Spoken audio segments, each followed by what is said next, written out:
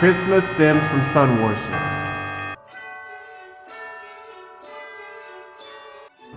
Is Christmas for Christians, Part 8. The author of the two Babylons identifies also the child, whose birth was so universally celebrated, with Nimrod, who built the Tower of Babel. It says that he was worshipped by the name Osiris in Egypt, and Tammuz, the same one as Adonis, the famous hunter, in Phoenicia and Assyria. This Tammuz is also mentioned by the holy prophet Ezekiel, who in a vision saw the women of Judah weeping for him. He is there spoken of in company with sun worship. It was an essential principle of the Babylonian system that the sun, or Baal, was the one and only God. Notice Baal as in Daniel's day 2. When, therefore, Tammuz was worshipped as God incarnate, that implied also that he was an incarnation of the sun.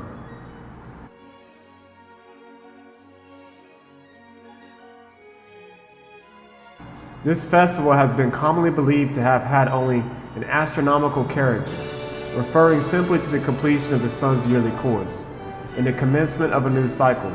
But there is indubitable evidence that the festival in question had much higher influence than this, that it commemorated not merely the figurative birthday of the sun and the renewal of its course, but the birthday of the grand deliverer, the sun god, and great mediatorial divinity.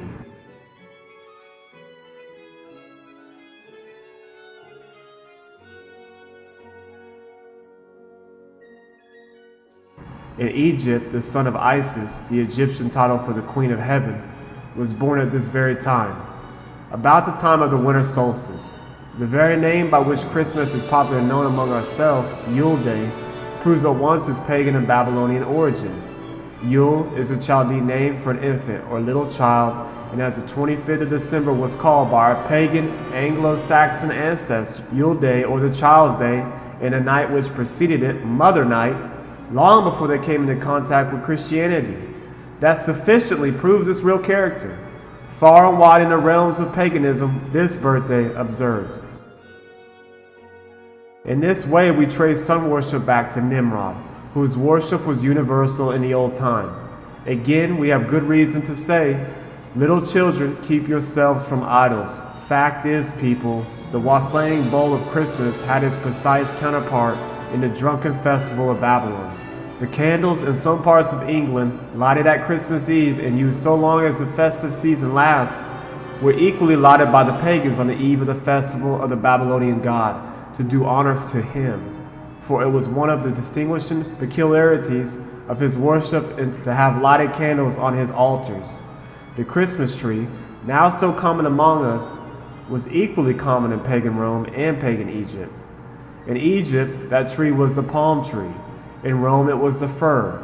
The palm tree denoted the pagan Messiah as Baal Tamar, the fir referring to him as Baal Berith. On Christmas Day, the continental Saxons offered a boar's sacrifice to the sun to propitiate her. In Rome, a similar observance had evidently existed, for a boar formed a great article of Saturn, as appears from the words from Martial. That boar will make you a god, Saturnalia. Hence, the boar's head is still a standing dish in England at the Christmas dinner. When the reason of this long since forgotten, yea, the Christmas goose and Yule cake were essential articles in the worship of the Babylonian Messiah, as that worship was practiced both in Egypt and Rome. May God bless.